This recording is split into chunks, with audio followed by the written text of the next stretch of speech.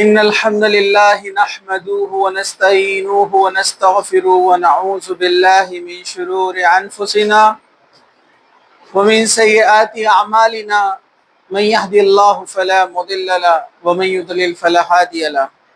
وأشهد أن لا إله إلا الله وحده لا شريك له وأشهد أن محمدا عبده ورسوله وبعد. أعوذ بالله من الشيطان الرجيم. بسم الله الرحمن الرحيم. يا أيها الذين آمنوا اتقوا الله حق تقاته ولا تموتن إلا وأنتم مسلمون. وقال يا أيها الناس اتقوا ربكم الذي خلقكم من نفس واحدة وخلق منها زوجها وبث منهما رجالا كثيرا ونساء واتقوا الله الذي تساءلون به والأرحام إن الله كان عليكم رقيبا.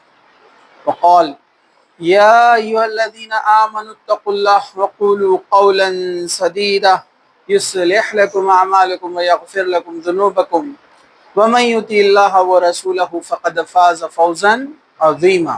وبعد. قال النبي صلى الله عليه وسلم فإن خير الحديث كتاب الله وخير الهدي هدي محمد صلى الله عليه وسلم وشر الأمور محدثاتها وكل محدثة بدعة وكل بدعة ضلالة وكل ضلالة في النار. وبعد. ربي اشرح لي صدري ويسر لي أمري واحلل عقدة من لساني يفقهوا قولي. اما بعد. تمام تعریفیں اللہ رب العزت کے لیے ہیں جو تمام جہانوں کا پالنے والا ہے، اور درود و سلام ہو ہمارے پیارے نبی محمد رسول اللہ صلی اللہ علیہ وسلم پر. انشاءاللہ تعالی آج آپ کے سامنے ڈپریشن یعنی ذہنی دباؤ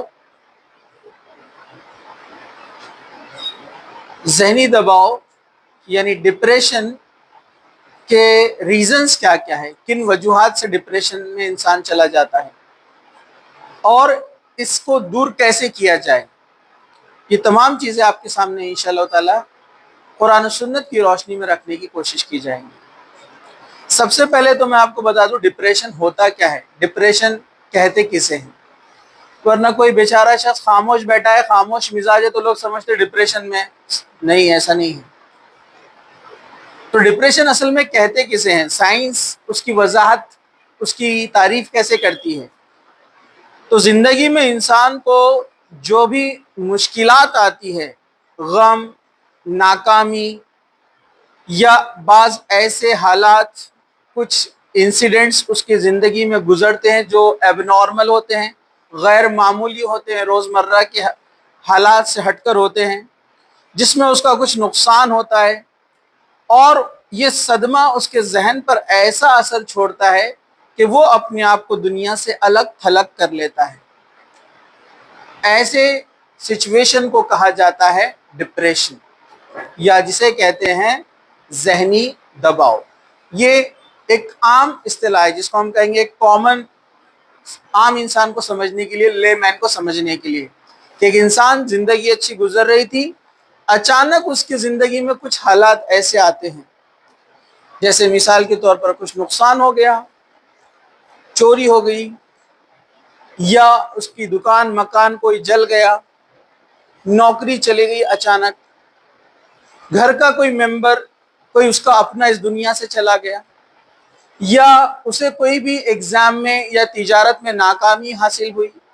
کوئی بھی ایک ایسا صدمہ، یا ایکسیڈنٹ ہو گیا، یا بیماری سے وہ جلس رہا ہے، یا اس کا کوئی ممبر گھر کا بیماری سے جوجھ رہا ہے.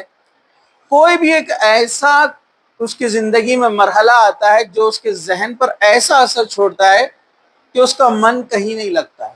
اب وہ چاہتا ہے کہ وہ اکیلا رہے، کسی سے بات نہ کرے. لیکن یہ اس کا حل نہیں ہے. جب وہ تنہائی کو اختیار کرتا ہے تو سائنس بھی یہ کہتی ہے، میڈیکل سائنس بھی اور دین اسلام بھی اس کو منع کرتا ہے تنہائی میں اکیلے ایسے ہی رہنے سے. اس سے انسان کی وہ بیماری اور بڑھتی چلی جاتی ہے، اور کبھی کبھار یہ ڈپریشن انسان کو موت تک لے جا کر چھوڑ دیتا ہے. تو اس کو کوئی معمولی نہ سمجھے. اب دنیا بھر میں ڈپریشن کا معاملہ کیا ہے، کیوں ہم نے یہ ٹاپک چنا ہے، کیوں یہ ہم نے موضوع کا انتخاب کیا ہے، غور سے سنیے. 2025 کی WHO کی رپورٹ ہے، ورلڈ ہیلتھ آرگنائزیشن، وہ کہتی ہیں کہ فی الحال اپروکسیمیٹلی دنیا میں 332 ملین، 1,10,00,000 کا ہوتا ہے، 332 ملین افراد ذہنی دباؤ کے شکار ہے، جو آبادی کا پورے دنیا کا 4% سے بھی زیادہ یا 5% کے قریب ہے۔ 1.5 یہ جو گناہ کی در ہے یہ بڑھتی چلی جا رہی ہے ہر سال، تو اتنے لوگ اس کے شکار ہیں۔ اور وہ کہتے ہیں کہ دنیا میں جو مسائل کا سامنا لوگ کر رہے ہیں اس میں ڈپریشن تیسرے نمبر پہ آتا ہے، 3rd نمبر پر۔ ہم اس کو معمولی سمجھ رہے ہیں، کوئی ہمارے گھر کا ممبر، کوئی نوجوان یا کوئی لڑکا، کوئی اسٹوڈنٹ یا کوئی لڑکی، گھر میں اچانک اس کے بیہیویئر میں تبدیلی آ گئی، وہ گمسم رہنے لگی، خاموش بیٹھنے لگی، لوگ سمجھے یہ تو معمول ہے، لیکن یہ معمول نہیں ہے، تبدیلی آئی ہے، اسے ڈپریشن کہتے ہیں۔ اور یہ جو ریسرچر ہے ان کا کہنا ہے کہ یہ جس طرح سے بڑھ رہا ہے، 2030 سے 2050 کے درمیان یہ دنیا کا نمبر 1 پرابلم ہونے والا ہے، یعنی بیماریوں میں نمبر 1 بیماری رہیں گی ڈپریشن۔ اتنا تیزی سے اس کا در بڑھ رہا ہے، اس لیے اس کے بارے میں جاننا ضروری ہے، یہ کیوں ہوتا ہے اور اس کو حل کیسے کیا جائے۔ ہم دونوں چیزیں رکھیں گے سلوشن میں، کہ دنیاوی کیا تدابیر آپ اختیار کریں گے اور دین اسلام نے کیا رہنمائی کی ہے۔ چلیے ہم آگے بڑھتے ہیں۔ عالمی رجحانات اور خطرات اس کے تعلق سے بیان کرتے ہیں کہ تقریباً دنیا کے اندر ابھی $1 ٹریلین کا نقصان صرف اس وجہ سے ہوتا ہے کہ جو امپلائیز ہے یا جو تاجر ہے یا جو کام کرنے والے ہیں یا ان کے گھر کے افراد ممبر کوئی نہ کوئی ڈپریشن کا شکار ہے، جس سے اتنی بڑی اکنامی کا لاس ہوتا ہے۔ اب تک کا ایک آنکڑا رف کیلکولیشن کیا گیا ہے، اس سے پتہ چلا کہ اس میں اکثریت جو ہے خودکشی کی طرف مائل ہوتے ہیں۔ ڈپریشن کے شکار جو لوگ ہیں خودکشی کی طرف مائل ہوتے ہیں، اور خودکشی کے اندر یہ نمبر 1 ریزن ہے جس وجہ سے لوگ سوسائڈ کی طرف بڑھتے ہیں۔ ڈپریشن سوسائڈ کا راستہ کھولتا ہے، تو یہ ایک بڑی بیماری ہے۔ تو اس کے سب سے پہلے ہم دیکھیں گے ابھی اسباب کیا کیا ہیں، ریزنز کیا کیا ہیں۔ تو ذہنی دباؤ یعنی ڈپریشن کے مختلف اسباب ہیں، بہت سارے اسباب ہیں، لیکن ہم اس میں سے کچھ ریزنز، کچھ جو ہے اسباب دیکھیں گے۔ سب سے پہلا ہے بائیولوجیکل، یعنی دماغ کے اندر جو کیمیائی علم توازن، یعنی جو نور ایڈرینلین جس کو ہم کہتے ہیں، جو ہمارا موڈ کو ڈیسائیڈ کرتا ہے، اس کی کمی زیادتی ہونا۔ ایڈرینلین، نور ایڈرینلین یہ ایسا ہارمون ہے جو آپ کے موڈ کو چینج کرتا ہے، موڈ کو ڈیسائیڈ کرتا ہے کہ آپ غم میں ہیں، بہت غم زدہ ہے، ایڈرینلین، نور ایڈرینلین کی جو گروتھ ہے وہ کم ہے، یا وہاں پر اس کا سیکریشن کم ہو رہا ہے، وہ نکل رہا ہے باڈی سے کم، تو یہ بائیولوجیکل بھی پرابلم ہو سکتے ہیں۔ اسی طرح تھائرائیڈ، اسی طرح ہارمونز میں کورٹیسول جو خواتین میں ہارمون کی تبدیلیاں کے لیے جو ہے اثر انداز کرتا ہے، یہ تمام چیزیں کیا ہے، یہ بائیولوجیکل ریزنز ہے۔ تو اس کے لیے ہم کیا کریں، کوئی اگر ڈپریشن کا شکار ہے تو اس کو ہم ڈاکٹر سے اس کا رابطہ کروائیں، جو سائیکیٹرسٹ ہوتے ہیں، سائیکو تھراپسٹ ہوتے ہیں، ان سے بتائے۔ کچھ میڈیسن ہے اور غذائیات میں کچھ تبدیلی لانے سے اس کا حل ہو جاتا ہے۔ مطلب آپ کے گھر میں کوئی مسئلہ نہیں ہے پھر بھی آپ ڈپریشن میں ہیں تو یہ بیماری ہو سکتی ہے۔ تھائرائیڈ کا پرابلم ابھی لیڈیز میں بہت بڑھ گیا ہے، پچھلے 5 سالوں میں سب سے زیادہ تھائرائیڈ کا پرابلم لیڈیز میں بڑھا ہے، جس سے ڈپریشن، چڑچڑاہٹ، جھگڑے، گھر میں مسائل بڑھتے جا رہے ہیں۔ تو ہم سمجھ رہے ہیں کچھ بھی ہم الگ ریزن بھی دے دیتے، کبھی کبھار نحوست آ گئی ہے، دلندری آ گئی ہے، اور ہم جو ہے کچھ بھی ایسی چیزوں کے پیچھے پڑ جاتے ہیں جس کا اسلام سے بھی کوئی تعلق نہیں اور سائنس سے بھی کوئی تعلق نہیں ہے، ٹھیک ہے۔ تو اس سے بچنے کے لیے سب سے پہلے میڈیکل چیک اپ، ڈاکٹر کو بتائے اگر کوئی بندہ اس سے جوجھ رہا ہے تو۔ چلیے دوسرا، سائیکولوجیکل، ذاتی صدمہ، کوئی بچپن میں صدمہ کسی نے لے لیا، اسی طرح منفی سوچ، نیگیٹو تھنکنگ اپنے اندر پیدا نہ کرے، اس سے انسان ڈپریشن میں جاتا ہے۔ ہمیشہ پازیٹیو سوچیں. بہت سارے کام آپ نہیں کر سکتے پھر بھی آپ پازیٹیو سوچو کہ آپ کر سکتے ہیں. شرط ہے کہ کام اچھے حلال ہو, حرام کام نہیں. نہ تو میں چوری کر سکتا ہوں, وہ ایسا نہیں. سمجھ میں آیا کہ آپ کو, مطلب حلال کام جو ہے امپاسبل لگتے ہیں, گھر والے بھی بولتے ہیں کہ آپ کو نہیں جمے گا, آپ بولنا نہیں میں کر سکتا ہوں اس کو انشاءاللہ. اس سے آپ بہت حد تک ڈپریشن سے بچ جائیں گے. تو خود اعتمادی اپنے اندر پیدا کرنا, کہ جن لوگوں میں خود اعتمادی نہیں ہوتی ہے, مطلب سیلف کانفیڈنس نہیں ہوتا, وہ ڈپریشن کے شکار ہوتے ہیں. تو یہ اپنے اندر سے نکالو, اس کو اٹھا کر پھینک دو باہر. کیا آپ نہیں کر سکتے؟ کر سکتے. ٹرائی کرنے کا, اور نہیں کر پائے تو بولنا تقدیر تھی, اللہ تعالیٰ نے نہیں چاہا اس لیے نہیں کر پائے. اس سے انسان میں خود اعتمادی آتی ہے, ڈپریشن سے بچتا ہے. تیسری جو وجہ ہے ڈپریشن آنے کی, سماجی اور معاشرتی وجوہات. جیسے کسی شخص کے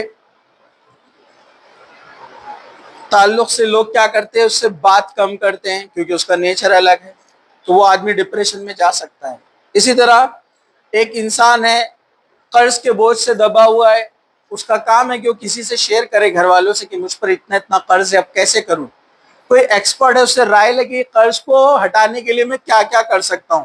اگر وہ شیئرنگ نہیں کرے گا, قرض کا جو بوجھ اس کے اوپر ہے, پھر لوگ پریشر ڈالیں گے جس کا قرض ہے اس سے لینے کے لیے, یہ شخص بھی ڈپریشن میں چلا جاتا ہے.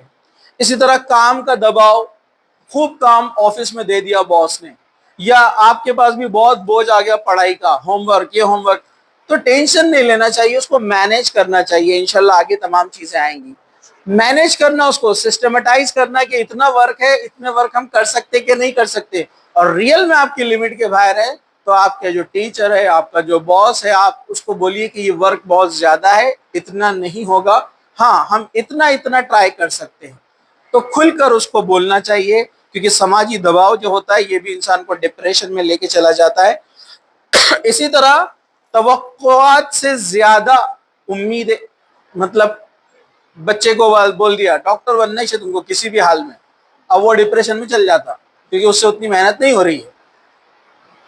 انجینئرنگ کرنے کا ہی ٹاپ کالج سے نہیں لگا تو بیٹا دیکھ تو تیری گاڑی چھین لیں گے, موبائل چھین لیں گے, پیدل جانے کا. اب وہ ڈپریشن میں چل جاتا. لیکن آپ لوگ یہ سب سن کر ایکٹنگ مت کرو گھر والوں کے سامنے, میں ڈپریشن میں جا رہا, بہت بول رہے میرے کو, اتنا مت بولو میرے کو, لیکچر سنو ارشد سر کا, دیکھو وہ یوٹیوب پہ آیا. تو ایسا کوئی ایسی حرکت مت کرو آپ لوگ. تو یہ آپ لوگوں کے لیے بیان ہے, اس لیے آپ لوگوں کو سلوشن نکالنا ہے. اب ہو سکتا ہے آپ کے سماج میں, ماحول میں گھر والے آپ کو پریشر ڈالیں گے, اب آپ نے پریشر نہیں لینا ہے, لیکن گھر والوں کی امیدوں پہ پانی بھی نہیں پھیرنا ہے. تو آپ نے کیا کرنا ہے, آپ نے بولنا ہے گھر والوں کو کہ دیکھو میری کیپیسٹی اتنی ہے, میں اتنا کوشش کر سکتا ہوں, آپ جو بول رہے ہیں انشاءاللہ میں کروں گا, لیکن نہیں کر پایا تو ہم یہ سیکنڈ آپشن رکھیں گے. گھر والے بولے نہیں سیکنڈ آپشن نہیں, کچھ ریپیٹ کرنا پڑے گا. بولنا ٹھیک ہے, ایک اور چانس لیں گے, ریپیٹ کریں گے. اور بولنا کہ اگر ریپیٹ بھی نہیں ہوا تو پھر میں یہ آپشن میں یہ کورس کروں گا. گھر والے بولے نہیں بالکل ہو ہی نہیں سکتا, یہ مر جائیں گا تو, لیکن ڈاکٹر ہی بنے گا تو. سمجھے کیا؟ تو اب آپ کا بھی ڈیوٹی ہے, اب کیونکہ اب آپ بڑے ہو گئے, چھوٹے بچے نہیں ہیں. اگر چھوٹے بچے ہوتے تو میں آپ کو نہیں بولتا, پیرنٹس کو بولتا تھا یہ. اب آپ کچھ سمجھ سکتے ہیں کہ گھر والے ڈپریشن کا شکار ہے, سمجھ جانے کا, کیونکہ ان کا سماج, ان کے دوست, ان کے فرینڈس بول رہے کہ میری بچی گئی ڈاکٹر بنی, تمہاری بچی بھی بننا, تمہارا بچہ بھی بننا. تو اپن نے, آپ بڑے ہو گئے تو اپن نے سمجھداری سے کام لینا, کہ گھر والوں کو بولنا کہ انشاءاللہ پوری کوشش کریں گے. سال گزرنے دو, 2 سال گزرنے دو, وہ خود ٹھنڈے ہو جاتے, آپ بھی ٹھنڈے ہو جاتے. میں یہ نہیں بول رہا ہوں کہ آپ کو نیگیٹیوٹی کی طرف لے جانے کے لیے, یہ اس لیے کہ آپشنز رکھو, نہیں رکھیں گے آپشن آپ ڈپریشن کا شکار ہو سکتے ہیں. اور یہی معاملہ آپ اپنے اوپر سوچ رہے ہیں تو اپنے چھوٹوں کے تعلق سے بھی یہی سوچنا ہے, ان کو بھی پریشرائز نہیں کرنا, ہاں لیکن ان کو موٹیویٹ کرتے رہنا کہ تم کر سکتے ہو, تمہارے اندر اتنی کیپیبلٹی ہے, تمہارے سیم جیسے تمہارے لاجک اور آئی کیو رکھنے والے بچوں نے وہ کام کیا ہے, تم بھی کر سکتے ہو. نہیں کر پائے تقدیر, کوشش کرنا ہے. تو یہ بات یاد رکھیے. چوتھا جو اسباب یعنی سبب ہے, کچھ زندگی کے اہم واقعات جس میں کچھ پازیٹیو بھی ہے اور کچھ نیگیٹیو ہے. جیسے مثال کے طور پر گھر میں نقصان ہو گیا, کسی قرض کے بوجھ کی وجہ سے گھر بیچنا پڑا, لوگ ڈپریشن میں چل جاتے. نوکری چلے گئی, ڈپریشن میں چل جاتے. لاک ڈاؤن میں بہت سارے لوگ ڈپریشن میں آ گئے. اچھے علم رکھنے والے لوگوں نے, کچھ سوسائڈ کی واقع آپ نے پیپر میں پڑھا ہوگا، علم رکھنے والے لوگ، گھر کے حالات کی وجہ سے۔ یہ کیوں ہوتا ہے؟ ڈپریشن کو ہم نے سمجھا نہیں، اس کا سلوشن اسلام سے نکالا نہیں، اس وجہ سے یہ پرابلم ہوئے۔ اور اللہ کے رسول نے صحابہ کو ضرور ہر وقت سمجھاتے رہے کہ آپ کو مشکلات سے کیسے لڑنا ہے۔ انشاءاللہ وہ باتیں آگے آئیں گی۔ تو کچھ پازیٹیو ہے، نوکری چلے گئی، تجارت ڈوب گئی، گھر چلا گیا، گھر کا آپ کا کوئی چہیتا ممبر گھر کا تھا اس کا انتقال ہو گیا، کوئی بیماری میں ملوث ہے، ایسی بیماری میں کہ اب بیماری درست نہیں ہو سکتی ہے۔ ایسے بہت سارے چیزیں ہیں جو آپ کو ایفیکٹ کرتے ہیں، یہ زندگی کے اہم واقعات ہوتے ہیں۔ کوئی آپ کو چڑھاتا ہے، بولنگ کرتا ہے، نقل نکالتا ہے، اسکول میں، کالج میں، محلے میں، آپ کے رنگ کی وجہ سے، آپ کے ناک نقشے کی وجہ سے، آپ کے بالوں کی وجہ سے، آپ کے قد کی وجہ سے، آپ کی ہیلتھ کی وجہ سے، کسی بھی وجہ سے آپ کو لوگ ستاتے ہیں۔ یہ زندگی کی کچھ واقعات ہیں جس سے انسان ڈپریشن میں جاتا ہے۔ تو اپن نے یہ سوچنا کہ اللہ نے جیسا بنایا بہتر بنایا، ریلیکس رہنا ایک دم، اور اللہ تعالیٰ سب سے بہترین ہے پیدا کرنے والا۔ ہم کو اسکول میں ایک پویم تھی، ایک انسان تھا اور بہت بد شکل تھا، بہت کالا کلوٹا، ناک نقشہ بھی بہت خراب، چہرے پہ پھنسیاں، لوگ اس کو ہنستے تھے اور الگ الگ ناموں سے چڑھاتے تھے۔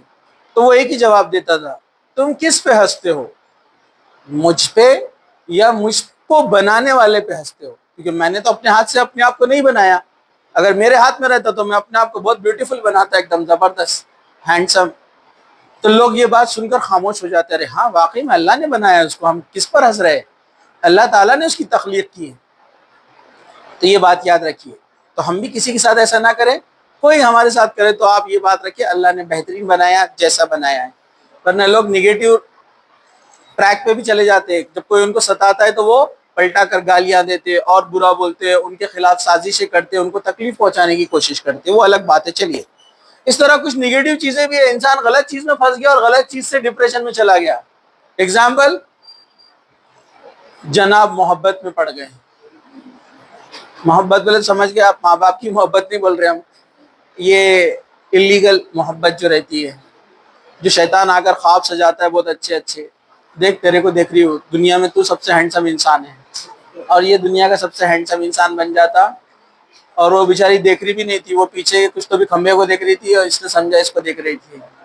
تو یہ بیماری پہلے لڑکوں میں تھی، آج کل لڑکیوں میں بھی ہو گئی، لڑکیاں بھی اس چکر میں چل رہی، فلاں لڑکا دیکھ رہا ہے، فلاں لڑکا دیکھتا ہے، پھر کیا ہوتا ہے، پھر یہ غلط اللیگل چیزوں کی طرف بڑھتے ہیں، پھر لائف میں ایک سچویشن آتی ہے، پھر سیپریشن کا ایک مرحلہ آتا ہے، تو غم میں ڈوب جاتے ہیں۔ ہم پرانے اولڈ سانگ، سیڈ سانگ سنتے بیٹھے ہوئے کونے میں،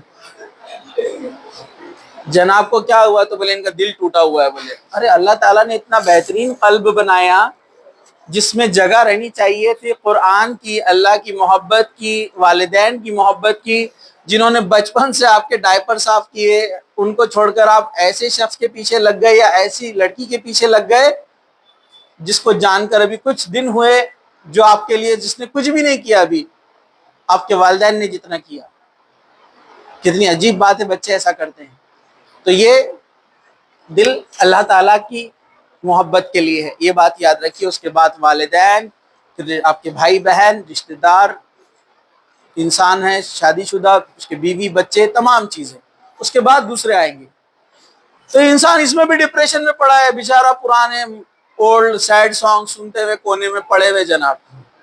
کچھ لوگ نشے کی عادی ہو جا رہی ہے چکر میں، ایک تو حرام کام کیا، اوپر سے ڈبل نقصان۔ تو یاد رکھیے جو غلطی ہو گئی اس سے توبہ کیجئے، دوبارہ اس طرف نہ جائیے، اللہ تعالیٰ ضرور بہترین راستے نکالتا ہے۔ چلیے، اس کے ساتھ جو ہے پانچواں ہے جو سبب ہے، طرز زندگی یعنی لائف سٹائل سے ریلیٹڈ، جیسے نیند میں کمی۔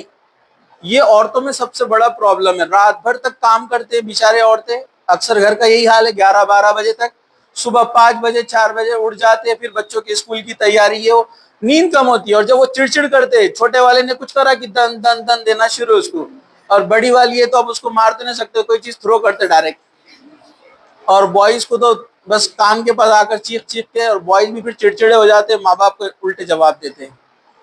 نیند اچھی ہونی چاہیے، خاص طور سے میں عورتوں کے بارے میں بول رہا ہوں، لڑکیوں کے بارے میں۔ نیند اگر اچھی نہیں ہے، زیادہ تر تھائرائیڈ کے پرابلم اسی وجہ سے ہوتے ہیں۔ اچھا یہ بچے بول رہے ہیں یہ بہت اچھا پوائنٹ ہے نیند کا. وہ تو پڑھائی کے لیے تو آپ کو تھوڑی قربانی دینا ہی ہے، لیکن نیند کو بھی آپ کا حق ہے جسم کے اوپر. ٹھیک ہے چلیے، اللہ تعالیٰ نے یہ حق رکھا ہے تو کیا کرے؟ نیند اچھی لے. اچھی سے مراد آپ کی ایج کی عمر کے بچوں کو 7 گھنٹے نیند ہونا چاہیے. بڑی عمر والے آپ کی والدہ ہے، آپ کے والد ہے، 8 گھنٹے نیند ہونی چاہیے اچھی.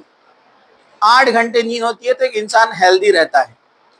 اگر آپ بہت پڑھائی کا مرحلہ ہے، ایگزام کے 1-2 مہینے رہ گئے، اگر آپ 6 گھنٹے 5 گھنٹے سو رہے چلتا ہے، کیونکہ 1-2 مہینے باڈی اتنا برداشت کر سکتی ہے. ڈپریشن کی ایک یہ بھی وجہ ہے نیند اچھی نہیں ہونا. کچھ لوگ منشیات کے عادی ہو جانا، سگریٹ نوشی وغیرہ، جس سے پورا ان کا سسٹم نیچرل ڈسٹرب ہو جاتا ہے. نہ ٹائم پہ نیند آتی ہے، نہ صبح 2 نمبر صحیح جاتے ہیں. تو یہ سب پرابلم ہوتے ہیں، 1 نمبر 2 نمبر نیند، اور پوری باڈی کیا ہو جاتی ہے؟ ڈسٹرب. یہ بھی ڈپریشن کی ایک وجہ ہے. چلیے، جسمانی بیماری بھی انسان کو ڈپریشن کی طرف لے جاتی ہے. کوئی زخم ہے اچھا نہیں ہو رہا ہے، انسان سوچتا ہے اس کے بارے میں کیسا ہوگا، یا بار بار بیمار پڑ رہے ہیں، قبض کا مسئلہ ہے، پیٹ کا مسئلہ ہے، بار بار سر دکھ رہا ہے جس کی وجہ سے آپ روزمرہ کے کام نہیں کر پا رہے، تو آپ کیا کرتے ہیں؟ ڈپریشن میں چلے جاتے ہیں کہ میں دوسروں سے اب نارمل ہو گیا ہوں، میں کیسے رہوں گا، آگے کیسے بڑھوں گا، سب اتنی آگے نکل جا رہے ہیں، یہ بیماری نے تو مجھے پکڑ کے رکھ لیا. یاد رکھیے آپ کی ہر بیماری اللہ تعالیٰ نے اس کو ذریعہ بنایا آپ کے گناہوں کو مٹانے کا. کوئی انسان بیمار ہے، اللہ تعالیٰ اس کے ذریعے اس کی گناہوں کو ختم کرتا ہے، نیکیوں کو بڑھاتا ہے. اور وہ صبر کرے، اللہ تعالیٰ نے کچھ سوچا ہے، اس کے لیے بہتر پلان رکھا ہوگا. امام سیرین فرماتے تھے میں کوئی چیز کے لیے دعا کرتا ہوں، وہ چیز مجھے مل جاتی ہے تو میں خوش ہو جاتا ہوں، لیکن میں کسی چیز کے لیے دعا کرتا ہوں اور وہ چیز اللہ مجھے نہیں دیتا ہے تو میں 10 گنا زیادہ خوش ہوتا ہوں. کیوں؟ کیونکہ وہ چیز میرے لائق تھی نہیں، اس لیے اللہ نے مجھے نہیں دیا.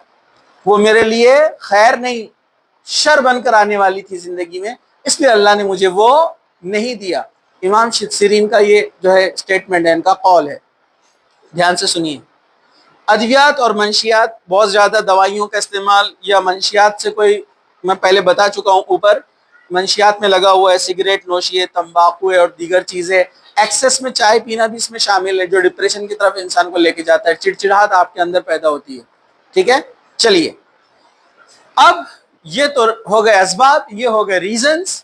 اب اس کا علاج قرآن اور سنت کی روشنی میں. چلیے اب ہم دیکھتے ہیں، ہمارا دین اسلام اتنا بہترین ہے اور ہم دنیا کے لکی لوگوں میں سے کہ اللہ نے ہم کو اس دین میں پیدا کیا جس میں ہر چیز کا علاج، ہر چیز کا حل، ہر چیز کا سلوشن ہے. تو چلیے قرآن اور حدیث نے کیا اس کے جو ہے حل بتائے ہیں، سلوشنز بتائے ہیں. انشاءاللہ تعالی ہم اسے ابھی ایک کے بعد ایک جو ہے دیکھنا شروع کریں گے. چلیے سب سے پہلے ایک چیز یاد رکھیے، نمبر 1 پوائنٹ جو دین اسلام سکھاتا ہے، قرآن سکھاتا ہے، نو سچویشن از پرماننٹ. دنیا میں کوئی سچویشن پرماننٹ نہیں ہوتی ہے. جب بھی غم آیا ہے اس کے ساتھ کون آتا ہے؟ خوشی. جب بھی کوئی پرابلم آتا ہے تو اس کے ساتھ سلوشن. جب بھی کوئی مشکل آتی ہے اس کے ساتھ آسانی.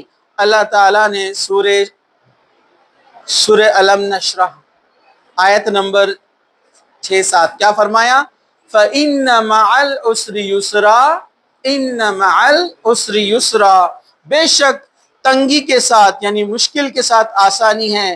یقیناً تنگی کے ساتھ یعنی مشکل کے ساتھ آسانی ہے. مطلب مشکل آئی تو آسانی ہے. اور اس کا آپ رزلٹ دیکھتے بھی ہے. ایک بچہ بہت محنت کرتا ہے، تھک جاتا ہے، پورا جسم اس کا تھک گیا ہے، دماغ تھک گیا ہے، محنت کر رہا ہے، ایگزام کی تیاری کر رہا ہے، پھر اس کا نمبر کسی چیز میں لگ جاتا ہے، اب اس کو راحت محسوس ہوتی ہے. تو یہ بات یاد رکھیے. اور یاد رکھیے ایک جم میں باڈی بلڈر جب جم میں جاتا ہے اپنے جسم کو وہ تکلیف میں ڈالتا ہے، بہت محنت کرتا ہے، پسینہ بہاتا ہے، نیند کی قربانی دیتا ہے، اس کا ایک اچھا جسم تیار ہوتا ہے. تو یاد رکھیے دنیا میں ہر چیز کا معاملہ ایسی ہے جہاں پر آپ محنت کر رہے ہیں، تکلیف اٹھا رہے ہیں، پریشانی میں جوجھ رہے ہیں، اس کا ایک رزلٹ آنے والا ہے، اس کا ایک پھل ملنے والا ہے بہت اچھا. تو اس کا آپ انتظار کیجئے. اللہ تعالیٰ نے کہا کہ اس کے بعد فوراً آسانی ہے ساتھ میں. جو بھی آپ محنت کر رہے ہیں اس کے ساتھ ایک آسانی، ایک اچھا رزلٹ اللہ تعالیٰ آپ کو دینے والا ہے. یہ بات یاد رکھیے. ٹھیک ہے؟ تو ہر مشکل کے ساتھ آسانی ہے، تو اللہ کے رسول صلی اللہ علیہ وسلم نے بھی اس کے تعلق سے رہنمائی فرمائی، ما اصاب من مصیبت من نصب ولا وصب ولا ہم ولا حزن ولا اذى ولا غم حتى الشوكة يشاكها الا کفر اللہ بها من خطایا۔ کیا فرمایا؟ کسی مومن پر کوئی تکلیف، پریشانی، غم یا کوئی نقصان اس کے ساتھ بھی نہ آئے گا مگر اللہ تعالیٰ اس کے گناہوں کو مٹا دے گا۔ یہ صحیح بخاری کی حدیث ہے۔ کوئی بھی مشکل، غم، پریشانی، تکلیف ایک مومن پہ آتی ہے، فکر مت کرو، یہ گناہوں کو مٹا رہی ہے۔ آپ کے گناہ جھڑ رہے جیسے پتے جھڑتے ہیں سوکھے ہوئے، تو اللہ تعالیٰ اس کے ذریعے آپ کے گناہوں کو مٹا دیتا ہے۔ اور یاد رکھو ہر مشکل کے ساتھ آسانی ہے۔ چلیے اب اس کے بعد ہے دوسرا جو پوائنٹ ہے، اس کو آپ غور سے سنیے، اس کو لگا دیجیے۔ اس کے بعد ہے ایک چیز بندہ اپنے ذہن میں رکھے، دنیا کو کس نے بنایا ہے؟ دنیا کو کس نے بنایا؟ اللہ نے۔ یہ پوری کائنات کو کس نے بنایا؟ کس نے بنایا؟ جاگ رہے؟ کس نے بنایا؟ اللہ نے بنایا۔ آپ کو کس نے بنایا؟ اللہ نے۔ جو خوشیاں اور نعمتیں آپ کو ملتی ہے وہ کس نے بنایا؟ اللہ نے۔ جو مشکلات، پریشانیاں آتی اس کو بھی کس نے بنایا؟ اللہ نے ہی بنایا ہے۔ تو اس کو ہٹائے گا کون؟ تو اللہ تعالیٰ کا ساتھ جوڑیے، اللہ تعالیٰ کی رسی کو پکڑیے، قرآن، نماز، ذکر، دعائیں۔ جو بندہ اس کو پکڑتا ہے وہ ڈپریشن کا شکار کبھی نہیں ہو سکتا۔ ایک مومن، اس کی زندگی میں ڈپریشن آ سکتا ہے لیکن فوراً نکل جائے گا، کیونکہ اس نے جو ہاتھ تھاما ہے، جو رسی تھامی ہے، وہ کس کی ہے؟ اللہ تعالیٰ کی رسی ہے۔ تو یہ بات یاد رکھیے۔ سورہ توبہ آیت نمبر 40 اللہ تعالیٰ فرماتا ہے اِذْ يَقُولُ لِصَاحِبِهِ لَا تَحْزَنْ إِنَّ اللَّهَ مَعَانَا، غم نہ کر، اللہ ہمارے ساتھ ہے۔ یہ بات کس نے کہی تھی؟ یہ بات کس نے کہی تھی؟ اللہ کے رسول صلی اللہ علیہ وسلم نے۔ کس سے کہی تھی؟ حضرت ابو بکر صدیق رضی اللہ عنہ سے۔ کیسی سچویشن میں؟ کہ امپاسبل تھا کہ اس سچویشن میں کوئی بچ سکے، جب اللہ کے رسول صلی اللہ علیہ وسلم اور حضرت ابو بکر صدیق، تمام صحابہ ایک راستے سے گئے مدینہ ہجرت کرنے کے لیے مکہ سے، اللہ کے رسول دوسرے راستے سے گئے، ساتھ میں ابو بکر صدیق ایک غار میں جا کر چھپ گئے۔ غار میں جہاں پر چھپے تھے وہ غار اوپر سے کھلی ہوئی تھی، مطلب اس میں سے ایک دراڑ تھی جس میں سے اگر کوئی کھڑے رہ کر نیچے دیکھے تو جھانکے تو دکھ جائے گا۔ دشمن ڈھونڈتے ہوئے آ گئے، دشمن کے سپاہی مشرکین مکہ ڈھونڈتے ہوئے آئے، اور جو دراڑ تھی جس میں سے غار کے نیچے دکھ سکتا ہے کون بیٹھا ہوا ہے، وہ وہاں آ کر کھڑے اور ڈھونڈ رہے اللہ کے رسول صلی اللہ علیہ وسلم کو۔ حضرت ابو بکر بولے اللہ کے رسول انہوں نے اگر نیچے جھانک لیا غلطی سے بھی تو یہ تو ہم کو پکڑ لیں گے۔ اللہ کے رسول صلی اللہ علیہ وسلم نے فرمایا کہ غم نہ کر، گھبرا مت، ان لوگوں کا کیا معاملہ ہوگا جس کے ساتھ، ان دو لوگوں کا کیا معاملہ ہوگا جس کے ساتھ تیسرا ان کا اللہ ہے۔ مطلب یہ بات اللہ تعالیٰ نے قرآن میں نقل کی، اللہ کے رسول نے جو حضرت ابو بکر صدیق سے کہا تھا کہ غم نہ کر، اللہ ہمارے ساتھ ہے، ان اللہ معانا، اللہ ہمارے ساتھ ہے۔ تو وہ اوپر کھڑے تھے لیکن دیکھ نہیں سکے، وہ دور دور تک صحرا میں نظریں دوڑا رہے کہ کہیں اللہ کے رسول دکھ جائے، لیکن نیچے نہیں دیکھ رہے۔ ایسا اللہ تعالیٰ مدد فرماتا ہے کہ جہاں بچنا ناممکن تھا اللہ نے وہاں سے بچایا۔ تو آپ کی اور ہماری مشکل تو کچھ بھی نہیں، اللہ تعالیٰ اس میں سے آپ کو ایسے نکال لے گا کہ آپ کو خبر بھی نہیں ہوگی کہ کب مشکل آئی اور کب چلی گئی۔ صرف اتنا ہے کہ صبر کرنا ہے اور اللہ پہ بھروسہ کرنا ہے، جیسے اللہ کے رسول اور حضرت ابو بکر صدیق نے اللہ پہ بھروسہ کیا، وہ وہیں بیٹھے رہے اور دشمن وہاں سے چلا گیا اور آپ کو دیکھ نہیں سکا۔ جیسے اللہ تعالیٰ نے اس بات کو اور ایک جگہ فرمایا سورہ نحل کے اندر، ان اللہ مع الذین اتقوا والذین هم محسنون، اللہ ان کے ساتھ ہے جو پرہیزگار ہے اور نیک عمل کرنے والے ہیں۔ مطلب اگر آپ پر کوئی پریشانی یا مشکل آئی تو آپ کیا کیجئے؟ نیک بن جائیے، نماز کی پابندی کیجئے، قرآن کی تلاوت کیجئے، صبر کیجئے، دیکھیے اللہ تعالیٰ کچھ دنوں میں مصیبت کو ہٹا دے گا، وہ مشکل کو اللہ تعالیٰ ہٹا دے گا۔ ہاں اللہ تعالیٰ وہ پریشانی کو ہٹا دے گا۔ چلیے تیسرا حل قرآن اور حدیث کیا دیتا ہے، ذرا غور سے سنیے۔ پہلا کیا تھا، کس کو یاد ہے؟ پہلا کیا تھا؟ ہر مشکل کے ساتھ آسانی ہے، دنیا میں کوئی پریشانی پرماننٹ نہیں ہوتی ہے۔ دوسرا پوائنٹ کیا تھا؟ اللہ کی رسی کو پکڑ لو، یعنی اللہ ہمارے ساتھ ہے، اس بات کا یقین کر لو آپ۔ چلو تیسرا ہے امید۔ نقصان، گناہ، تکلیف، پریشانی، کوئی بھی چیز آ کر چلی گئی تو اس کے بعد اللہ سے آپ امید رکھیے۔ سورہ زمر آیت نمبر 53، سورہ زمر 39 نمبر کا سورہ ہے، آیت نمبر 53، اللہ تعالیٰ فرماتا ہے قُلْ يَا عِبَادِيَ الَّذِينَ اسْرَفُوا عَلَىٰ أَنفُسِهِمْ لَا تَقْنَطُوا مِن رَحْمَتِ اللَّهِ، اے میرے بندو جنہوں نے اپنی جانوں پر زیادتی کی ہے، اللہ کی رحمت سے نا امید نہ ہونا۔ یہ بہت اہم چیز ہے، یہ بہت اہم چیز ہے، اس کو غور سے سنیے آپ لوگ۔ ہاں یہ بہت اہم چیز ہے، اس کو آپ غور سے سنیے۔ اللہ تعالیٰ کیا فرما رہا ہے یہاں پر؟ اے میرے بندو جنہوں نے اپنے اوپر ظلم کیا، مطلب کون؟ سب لوگ 90 کے اینگل میں ٹیک لگا کے بیٹھ جاؤ آرام سے، کچھ لوگ لیکن ٹیک لگا کے بعد بھی مست ایک دم چلے جاتے ہیں، ٹھیک ہے۔ ہاں یہاں غور کرنے والا پوائنٹ کیا ہے؟ اے میرے بندو جنہوں نے اپنے اوپر ظلم کیا۔ دیکھیے اللہ کی رحمت، اللہ کتنا رحیم ہے، دیکھو مطلب اللہ تعالیٰ فرما رہا ہے وہ لوگ جنہوں نے گناہ کیا، وہ کام کیا جس سے اللہ نے منع کیا تھا، وہ کام کیا جس سے رسول نے منع کیا تھا، یعنی گناہ کر کے آیا بندہ، پھر بھی اللہ تعالیٰ کیا بول رہا ہے اس کو؟ اے میرے بندو، میرے وہ بندو جنہوں نے گناہ کیا۔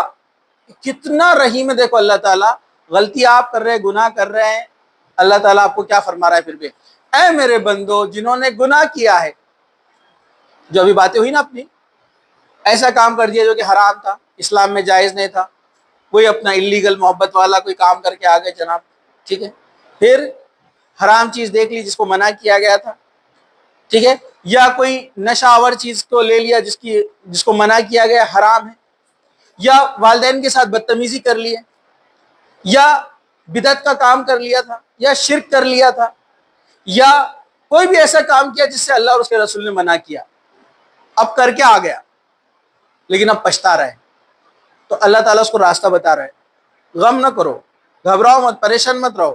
اللہ تعالیٰ کیا فرما رہا ہے آگے؟ اللہ کی رحمت سے نا امید نہ ہونا، لا تقنطوا من رحمت اللہ، تم میری امید سے جو ہے نا امید نہیں ہونا۔ مطلب کیا کرنا ہے؟ توبہ کرو، معافی مانگو، دوبارہ وہ گناہ مت کرو اور دین سے جڑ جاؤ، اللہ معاف کر دے گا۔ آپ نے جو بھی کیا اللہ معاف کر دے گا، جتنے گناہ کیا اللہ معاف کر دے گا، لیکن شرط کیا ہے؟ سچے دل سے توبہ کرو، دوبارہ وہ کام مت کرو اور اللہ تعالیٰ کے حضور جھک جاؤ۔ اللہ تعالیٰ کیا بول رہا ہے؟ نا امید مت ہو، میرا دروازہ کبھی بند نہیں ہوتا ہے، یہ در پر کبھی آپ کی آپ کی بات کو نکارا نہیں جائے گا، ہر بات سنی جائیں گی۔ اللہ بڑا خوش ہوتا ہے بندہ جب گناہ کرنے کے بعد توبہ کرنے کے لیے اس کے سامنے سجدے میں گر جاتا ہے، اللہ بہت خوش ہوتا ہے۔ تو اللہ تعالیٰ فرما رہا ہے نا امید نہیں ہونا۔ ورنہ لوگ کیا ہوتے ہیں؟ گناہ کے کام کرتے ہیں، ڈپریشن میں چلے جاتے ہیں، اب کا کوئی امید نہیں ہے۔ اللہ تعالیٰ فرما رہا ہے نہیں، امید نہیں ہارنا، نا امیدی کفر ہے، ٹھیک ہے۔ کہا کہ ٹھیک ہے جو بھی ہو گیا، جو بھی ظلم تم نے اپنے اوپر کیا، اب معافی مانگو، اللہ تعالیٰ معاف کر دے گا۔ اسی طرح اللہ کے رسول صلی اللہ علیہ وسلم فرمایا کل ابن آدم خطاء وخیر خطائین هو التوابون، ہر انسان، آدم کی اولاد میں ہر انسان خطا کار ہے، میں آپ سب سے غلطی ہوتی ہے، سب سے گناہ ہوتے ہیں، لیکن آگے اللہ تعالیٰ نے فرمایا والخیر خطائین هو التوابون، لیکن غلطی کرنے والوں میں اچھے غلطی کرنے والے کون ہیں؟ جو توبہ کر لیتے ہیں، اللہ سے معافی مانگ لیتے ہیں۔ ورنہ بہت سارے لوگ اپنے غم میں ڈوب کر ڈپریشن میں چلے جاتے ہیں اس دنیا سے۔ جیسے وہ آدمی کا واقعہ معلوم ہے آپ کو، 99 قتل کیا تھا، یاد ہے کیا آپ کو؟ 99 مرڈرز کیا، ایک عالم کے پاس گیا، کہا کہ میری کوئی توبہ کا راستہ ہے کیا؟ وہ بولا اتنا بڑا ظلم، 99 لوگوں کو قتل کیا، معافی نہیں ہو سکتی۔ اس نے بولا چلو 100 پورے کر دیتا، اس کو بھی مار دیا، لیکن پھر دل میں تڑپ آئی، پھر ایک آدمی کے پاس گیا، اب اس کو علم نہیں تھا، لیکن اس نے کیا بولا؟ فلاں نیک بستی میں جاؤ، ان کے ساتھ رہو، وہاں پر ہو سکتا ہے تمہارے گناہوں کی بخشش کا کوئی راستہ نکل جائے. وہ آدمی راستے سے نکلا، جب راستے میں سفر میں تھا اس کو موت آ گئی، مر گیا. اللہ تعالیٰ کو معلوم ہے کہ کس کے ساتھ کیا فیصلہ کرنا ہے، لیکن ہمارے تعلیم کے لیے، ہم کو ایجوکیٹ کرنے کے لیے اللہ تعالیٰ نے اس واقعے کو کیا کیا، فرشتوں کو کہا کہ جاؤ میرا بندہ جہاں پر توبہ کرنے کے لیے جس بستی کی طرف جا رہا ہے، تو ایسے نیک لوگوں کی صحبت کا فائدہ بھی پتہ چلتا ہے کتنا اہم ہے، فضیلت. کہا وہ نیک بستی کی طرف جا رہا تھا، بری بستی کو چھوڑ کر اس کا ڈسٹنس ناپو، اس کا سینٹر نکالو. اگر وہ اس طرف رہا نیک بستی والوں کی طرف تو اس کی بخشش، ادھر رہا تو بخشش نہیں ہوگی. اللہ تعالیٰ چاہے تو بخش سکتا ہے نا، وہ تو نیت دیکھتا ہے نا. لیکن یہ بتانے کا واقعے کا مقصد یہ کہ کتنا اہم ہے نیک لوگوں کی طرف جانا، برائی سے دور جانا. تو فرشتوں نے جا کر جب دیکھا تو اس کا ایک ہاتھ اس طرف زیادہ تھا نیک بستی والوں کی طرف. اللہ نے کہا میں نے اس کو بخش دیا، کیونکہ اس کے دل سے توبہ شروع ہو چکی تھی، اب جا کر وہ توبہ کرنے والا تھا. تو جو سچی توبہ خود جا کر کر لے تو اللہ اس کو کیوں نہیں معاف کرے گا. اس لیے نا امید نہیں ہونا، اللہ سے امید لگانا. چوتھا پوائنٹ آپ یہاں پر غور سے سنیے، یہ بہت اہم ہے، امپورٹنٹ اسٹیپ ہے یہ ڈپریشن سے باہر نکلنے کے لیے. وہ ہے صبر اور استقامت. کیوں ہے یہ امپورٹنٹ ابھی آپ کو نہیں سمجھے گا، سنیے. سورہ نحل آیت نمبر 127، 16 نمبر کا سورہ ہے، آیت نمبر 127، اس کا چھوٹا سا ٹکڑا ہے. وَاصْبِرْ مَا صَبْرُكَ إِلَّا بِاللَّهِ، صبر کرو اور تمہارا صبر اللہ ہی کی مدد سے ہے. جب بھی کوئی مشکل آ جائے تو صبر کرنا ہے. جیسے مثال کے طور پر اوپر سارے باتیں آپ نے سیکھ لی، کیا سیکھ لیا آپ نے؟ مشکل کے ساتھ آسانی ایکسیپٹ کر لیا آپ نے، اللہ تعالیٰ کا ساتھ چھوڑنا نہیں ہے مان لیا آپ نے. تیسرا کیا تھا؟ امید بھی رکھ لیا آپ نے. لیکن اب جب آپ اللہ تعالیٰ سے جڑنے کی کوشش کرتے ہیں، شیطان بہکاتا ہے آپ کو، کچھ نہیں ہوتا، نماز روزے سے کچھ نہیں ہوتا، پرابلم سالو تھوڑی ہوتے نماز سے، اس سے تھوڑی کچھ ہوتا، اس سے تھوڑی کچھ ہوتا.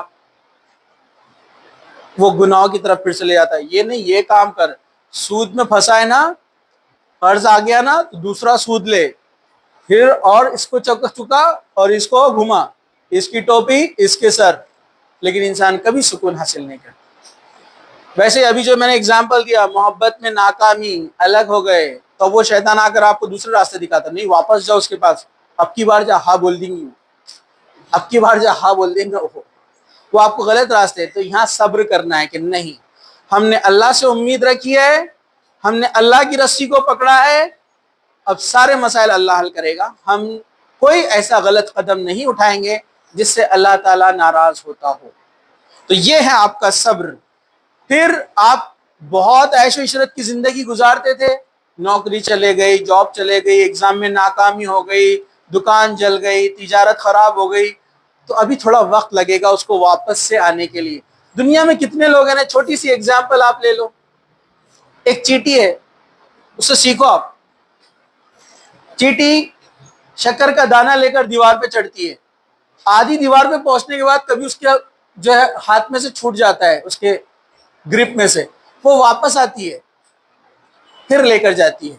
ایک کنگ جس کا مشہور واقعہ ہے، تیمور لنگ جس کا نام ہے، وہ کیسا تھا، رائٹ تھا، رانگ تھا، ہم اس پہ بات نہیں کر رہے ہیں، اس کے عقیدے کیا تھے. لیکن وہ تیمور لنگ، اس کو تیمور لنگ کیوں بولتے ہیں؟ اس کا ایک پیر کٹ گیا تھا وار کے اندر، تو وہ جنگ ہار گیا تھا، وہاں سے وہ بھاگا. ابھی تفصیل میں آپ کو نہیں بتاؤں. وہاں سے بھاگا، وہاں سے بھاگنے کے بعد کیا کیا اس نے ایک غار میں چھپ گیا.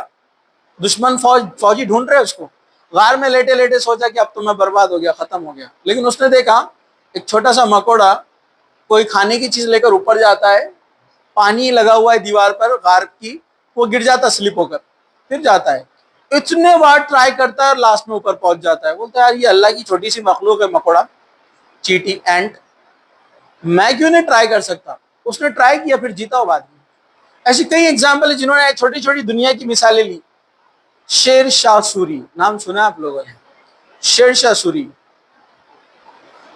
اس کا نام جو ہے فرید خان تھا. شیر شاہ سوری کیوں بولتے ہیں؟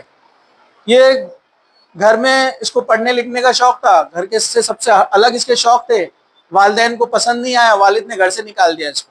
ایک جا کر ایک یونیورسٹی میں، اس زمانے کا جو مکتب تھا وہاں اس نے ایڈمیشن لے لیا، جامعہ میں پڑھا لکھا، عربک سیکھا، جو ہے لوکل لینگویجز سیکھا، سنسکرت سیکھا، بہت ساری زبانیں سیکھا، پھر پالیٹکس سیکھا. یہ کس کے وقت کا زمانہ ہے؟ بابر کے ٹائم کا، شیر شاہ سوری تب کا ہے، جب یہ ینگ تھا ابھی. پھر ایک چھوٹا سا بہار کا ایک چھوٹا سا صوبہ تھا، وہاں کے کنگ کے ساتھ جوائن ہو گیا. کنگ نے دیکھا بچے میں صلاحیت بہت ہے، اس کو پڑھنا لکھنا سکھایا. پھر اس کے بعد وہ آگے بڑھا، آگے بڑھ کے حکومتیں سنبھالنے لگا. وہ وہاں کا جو کنگ تھا وہ مر گیا، تو اس کو وہاں پر جو ہے اپورچونٹی مل گئی. اس کی کنگ کی جو وائف تھی اس نے کہا کہ یہی قابل ہے، اس کو سنبھال سکتا ہے. ادھر بابر مر گیا، بابر کے بعد ہمایوں آیا، اس نے بابر کے پاس بھی کام کیا. پھر ہمایوں نے آ کر اس کو ہرا دیا. ہمایوں کی بہت بڑی فوج تھی، دلی کا سلطنت تھا، یہ بہار کا تھا شیر شاہ سوری. ہمایوں نے آیا اس کو ختم کر دیا، کیونکہ اس نے بنگال جیت لیا تھا شیر شاہ سوری نے. تو ہمایوں کو غصہ آیا، یہ اپنے ایکسپانڈ کر رہا ہے پوری حکومت کو. تو اس نے آیا، اس کو ہرا دیا. جس کی فوج تھی 18,000، ہمایوں کی فوج تھی 50,000. ہار گیا. شیر شاہ سوری ہارا نہیں، وہ پیچھے ہٹ کر بنگال سے اوپر کی طرف جا کر چھپ گیا. اور وہاں پر اس نے ایسے ہی دیکھا اللہ تعالیٰ کی مخلوق بہت ساری ہے جو کتنی کوششیں کرتی ہے. چھوٹی چھوٹی چیٹیاں ہیں جو اپنا سامان لے کر جاتی ہے، بار بار جاتی ہے، گرتی ہے بار بار. اس نے بولا پھر اپن کیوں پیچھے ہٹنے کا.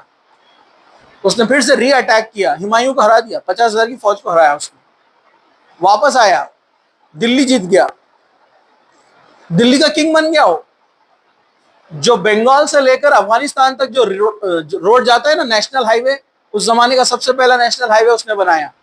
مسجدیں بنائی، مسجدوں کے بعد صحرائے بنائے، مسافر خانے بنائے، سارے سسٹم اس نے بنائے. پولیس سسٹم اس نے بنایا، انڈیا کے اندر پہلے نہیں تھا.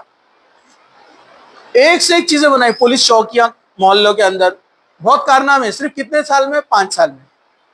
پھر بعد میں ایک وار کے اندر ایک توپ تھی، وہ توپ پھٹ گئی، اس میں اس کا ایکسیڈنٹ ہوا اور اس کی موت اسی سے ہوئی.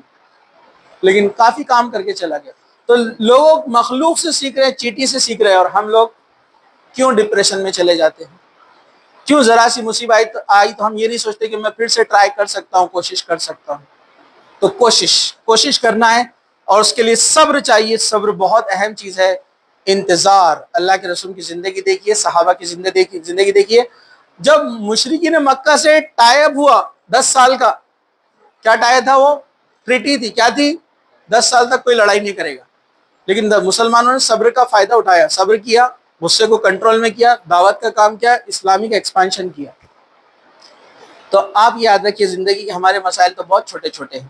تو اس کو آپ یاد رکھیے کہ صبر کرنا ہے. کیا کرنا ہے؟ صبر کرنا ہے. صبر کے بڑے فائدے. اللہ کے رسول صلی اللہ علیہ وسلم نے سکھایا صحابہ کو کہ اگر تمہارے پاس کسی کی موت ہو جائے تو پڑھو انا للہ و انا الیہ راجعون، کہ جو چیز اللہ کی طرف سے تھی اور اللہ نے اسے لے لی، ہمیں بھی اس کی طرف لوٹ کے جانا ہے. ہم اسی کے اور اسی کی طرف لوٹ کے جانا ہے. اور ایک دعا سکھائی اللہ کے رسول نے. کیا دعا تھی وہ؟ میں دعا کے شروع کے الفاظ بھول گیا سر میں. کہ اے اللہ مجھے جو مصیبت پہنچی ہے اس کا بہترین بدل عطا کر. صحابہ کو سکھائی اللہ کے رسول صلی اللہ علیہ وسلم نے مصیبت کے وقت، پریشانی کے وقت. اللہم اجرنی فی مصیبت، کیا تھا کچھ میں بھول گیا ہوں، اس کے پورے الفاظ ابھی یاد نہیں آ رہے مجھے. دعا یاد ہے لیکن وہ ہاں خیرم منہا، ٹھیک ہے. اس کے آگے الفاظ تھے اے اللہ جو مصیبت مجھے پہنچی ہے اس کا بہترین بدل عطا کر. ام سلمہ نے یہ دعا یاد کر لی. ام سلمہ ابو سلمہ کی بیوی، سلمہ بیٹی ہے، ان کے نام پر ماں باپ دونوں مشہور. ام سلمہ کے شوہر ایک جنگ میں شہید ہو گئے. ان کو بڑا صدمہ لگا.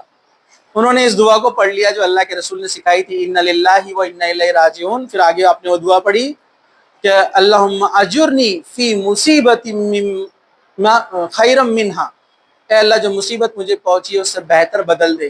لیکن وہ یہ بات سوچتی تھی کہ ابو سلمہ سے بہتر مجھے کون ملیں گے؟ صحابی ہے، بہترین شخص تھے، اچھے اخلاق والے تھے. لیکن آپ دیکھیے اللہ نے دعا سنا.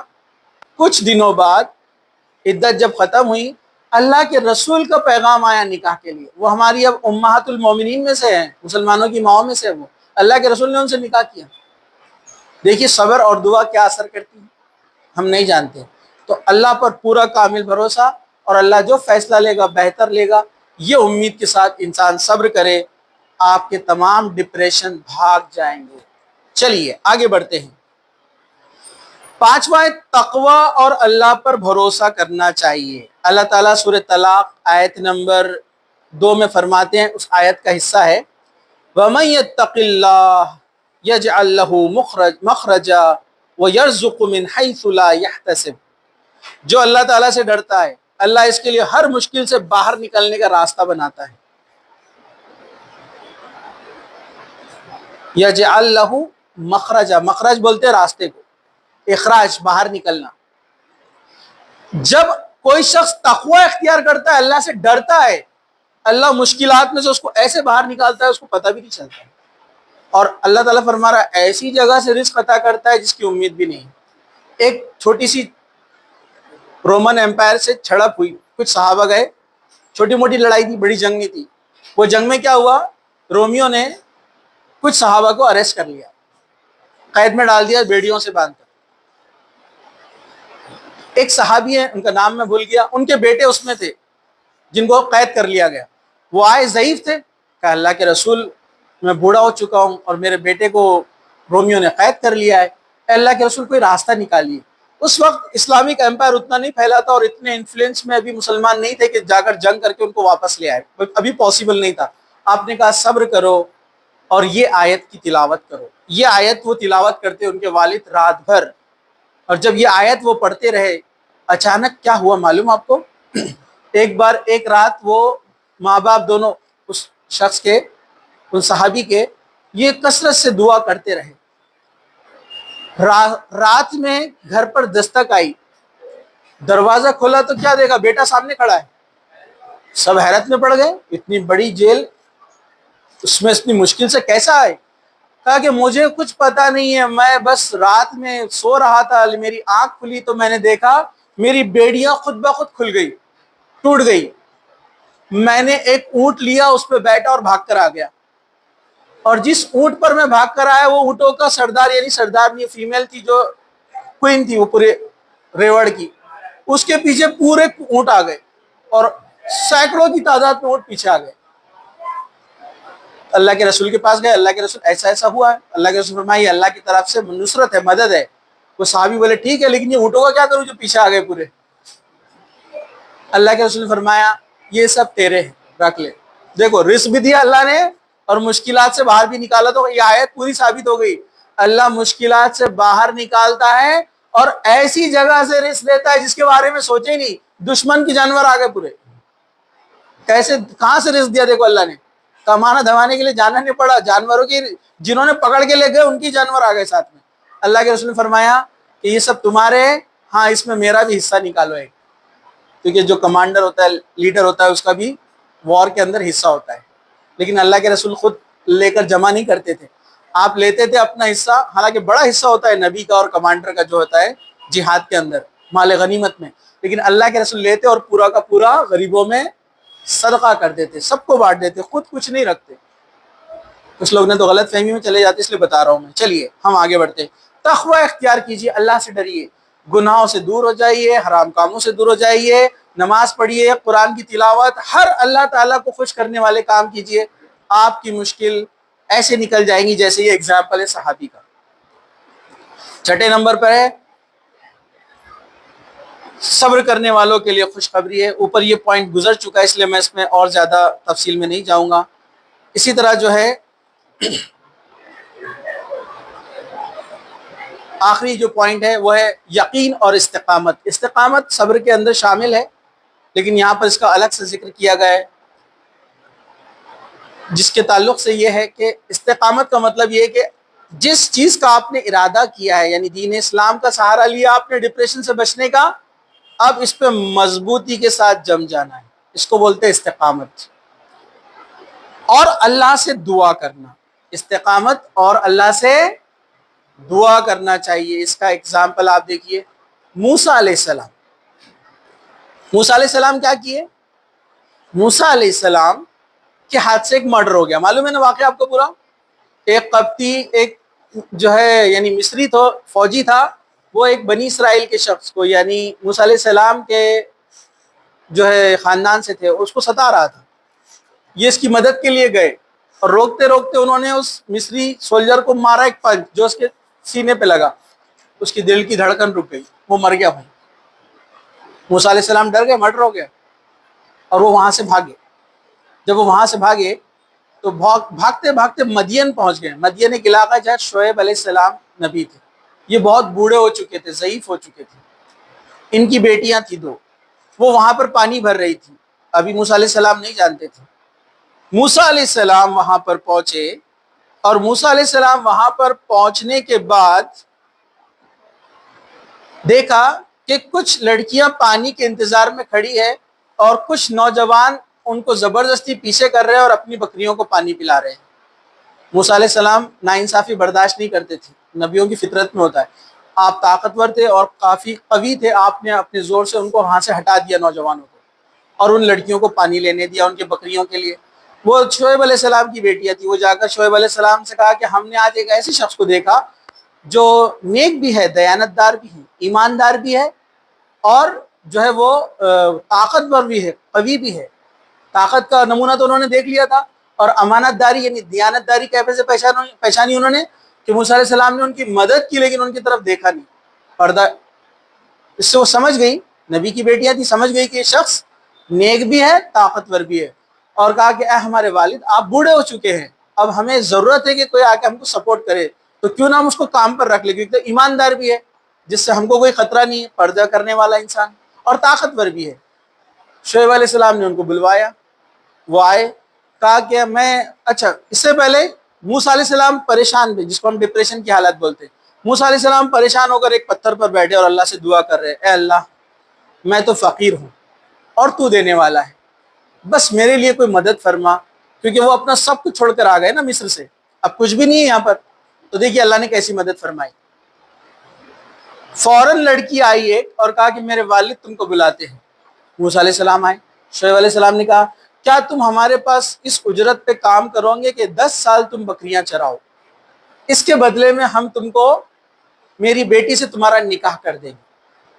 انہوں نے جس بیٹی کا ذکر کیا کہ 10 سال تک تم بکریاں چراؤ، یہ مہر رہے گا تمہارا، تو موسیٰ علیہ السلام نے کہا ٹھیک ہے، کہا کہ اس پہ 2 سال تم اور بکریاں چراؤ تو یہ تمہاری طرف سے نیکی رہے گی۔ تو موسیٰ علیہ السلام نے 12 سال بکریاں چرائی، اس کے بدلے میں نکاح ہوا ان کی بیٹی سے۔ دیکھیے نکاح کا بھی انتظام ہو گیا، کھانے پینے رہنے کا بھی انتظام ہو گیا، اور ایک نبی کے داماد بنے، کتنی بڑی دعا ان کی قبول ہو گئی۔ انہوں نے جب اللہ سے مانگا کہ اللہ میں فقیر ہوں، میں مانگنے والا ہوں، تو دینے والا ہے، بس میری مدد فرما۔ ایک اجنبی ملک سے آ رہے ہیں، سٹی شہر سے نہیں، ملک سے آ رہے ہیں، کوئی نہیں ہے ساتھ میں، اور ایک کوائن بھی نہیں ہے، سلور گولڈ کچھ نہیں ہے، صرف کپڑے ہیں آنکھ پر، اور بس آ گئے۔ تو اللہ تعالیٰ نے رہنے کا انتظام، کھانے کا انتظام، نکاح کا انتظام بھی ہو گیا، فیملی سیٹ ہو گئی۔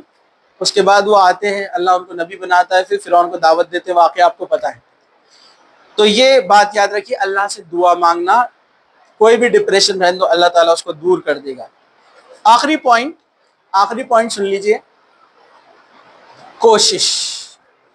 آپ کسی بھی قسم کے ڈپریشن میں، بیماری ہے، مالی نقصان ہو گیا، گھر کا کوئی پیارا آپ کا چلا گیا، کوئی پیاری چیز آپ سے کھو گئی، کوئی بڑا نقصان ہو گیا، کوئی ایگزام کی تیاری کر رہے تھے ناکام ہو گئے، کوشش چھوڑنا نہیں ہے، یہ اسلام سکھاتا ہے۔ اور کوشش کتنی کرنا ہے؟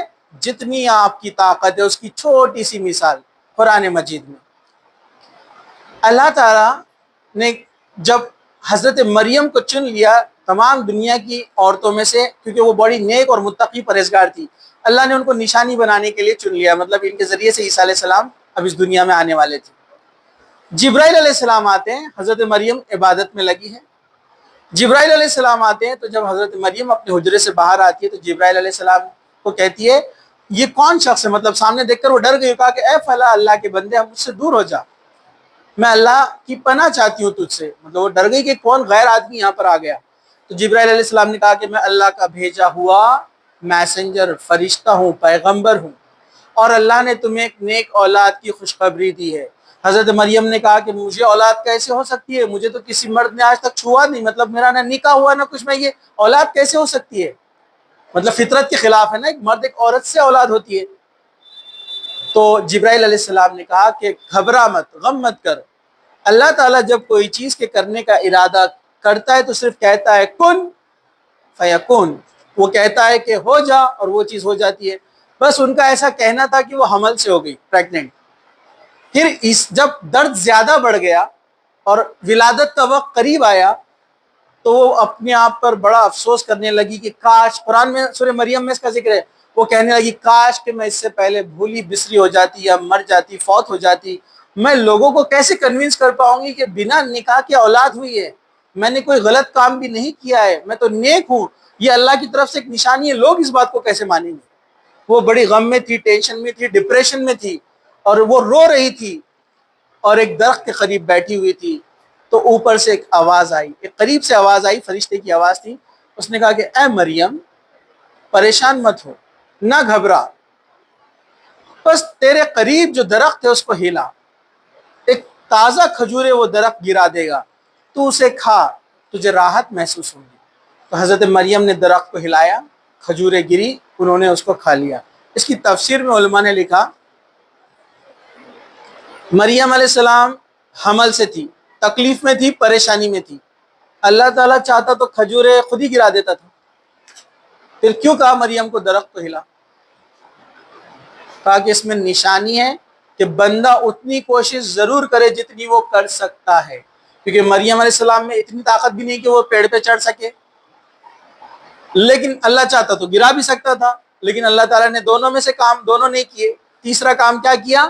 حضرت مریم کو حکم دیا کہ اس پیڑ کو ہلا، وہ کھجوریں گرائے گا، اسے کھا لے، اور پھر وہ سکون محسوس کرنے لگی، اللہ کی طرف سے مدد آئی. مطلب علماء نے لکھا آپ اتنی کوشش کریے جتنی آپ میں طاقت ہے، بنا کوشش کے اللہ تعالیٰ آپ کو کچھ بھی نہیں دے گا.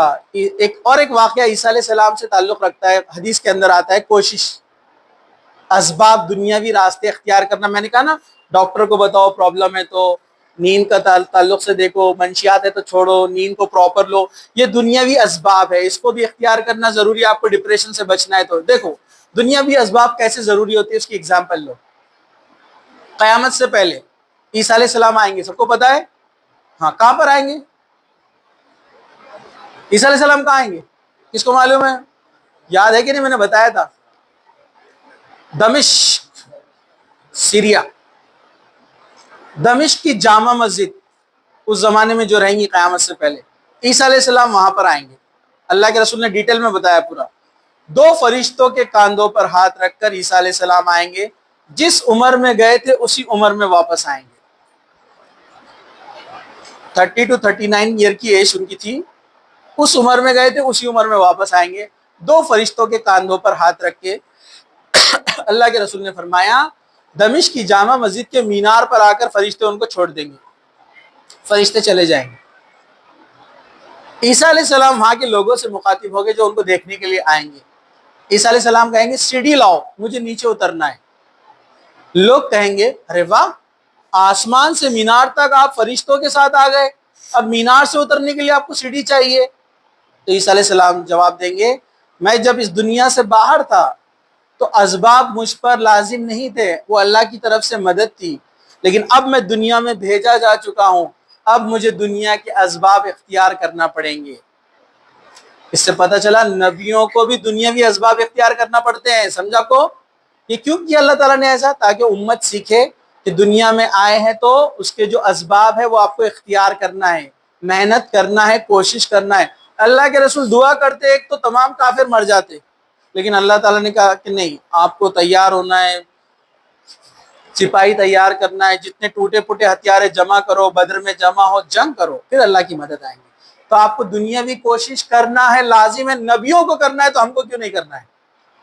غائب سے کچھ بھی نہیں آئے گا اوپر سے، یہ بات یاد رکھیے آپ. تو کوشش، ڈپریشن میں ہے، پریشانی میں ہے، مشکل میں، اس کو دور کرنے کے لیے آپ کیسے کر سکتے ہیں؟ ایک مضبوط چٹان کی طرح کھڑے ہو جائیے اور اس سے لڑیے، اور دین کو لازم جانیے، قرآن اور سنت کو پکڑ لیجئے اور لڑیے اس ڈپریشن اور مشکل کو دور بھگانے کے لیے. اللہ تعالیٰ کچھ ہی وقت میں اس مشکل کو دور کر دے گا اور ایک واپس سے سکون والی زندگی آ جائے گی. اللہ تعالیٰ جو ہے آپ کی مدد فرمائے گا. چند دعائیں ہیں، اس کو یاد کر لیجئے، دعا بہت ضروری ہے.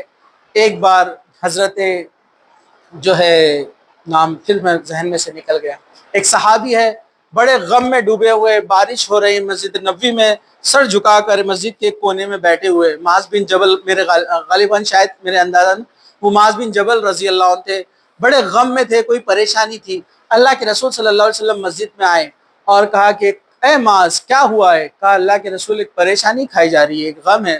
تو اللہ کے رسول صلی اللہ علیہ وسلم نے کہا کہ تم اللہ سے دعا مانگو، اللہم انی اعوذ بکا، اے اللہ میں تجھ سے پناہ چاہتا ہوں، من الہم والحزن، ہر قسم کی تکلیف اور غم سے، والعجزی، عاجزی سے، والجبن والبخل، بخیلی سے اور تنگی سے، وضلع الدین وغلبۃ الرجال، اور قرض کے بوجھ سے میں تیری پناہ میں آتا ہوں۔ مطلب اے اللہ میرے غم کو، مشکل کو، پریشانی کو، تنگی کو اور میرے قرض کو دور کر دے۔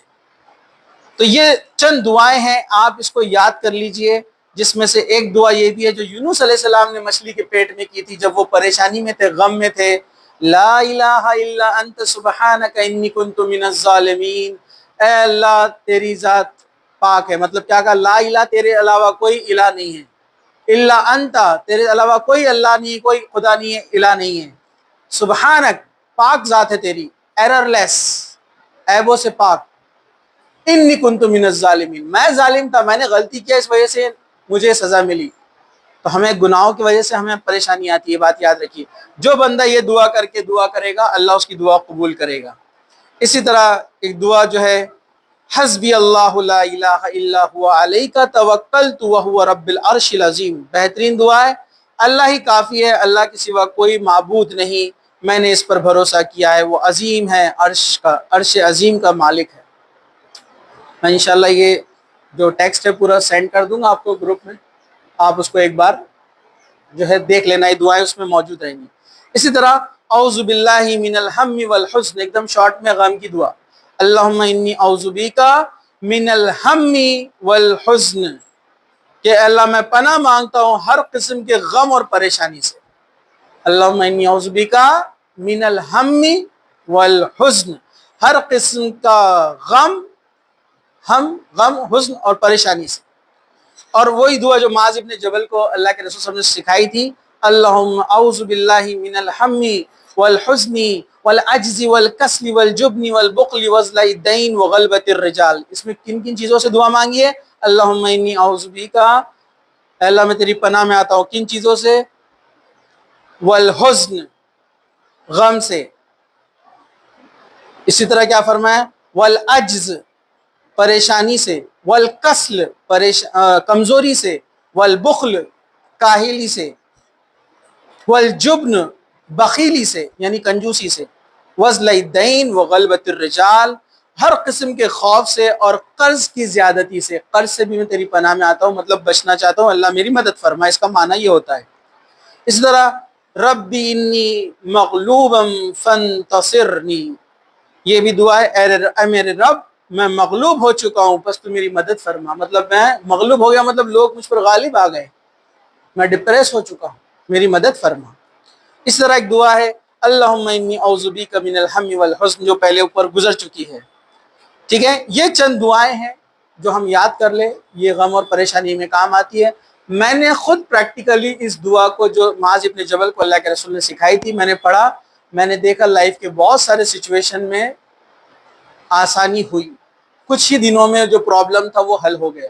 یہ جو دعا میں نے بتائی نا آپ کو، میں نے ہر نماز کے بعد اس کو پڑھنا شروع کیا، کئی بار ایسا ہوا اور اللہ تعالیٰ نے اس پریشانی کو الحمدللہ دور کر دیا۔ اللہم انی اعوذ بک من الہم والحزن والعجز والکسل والجبن والبخل وضلع الدین وغلبۃ الرجال، 7 چیزوں سے پناہ اس دعا کے اندر ہے، بچنے کی دعا ہے۔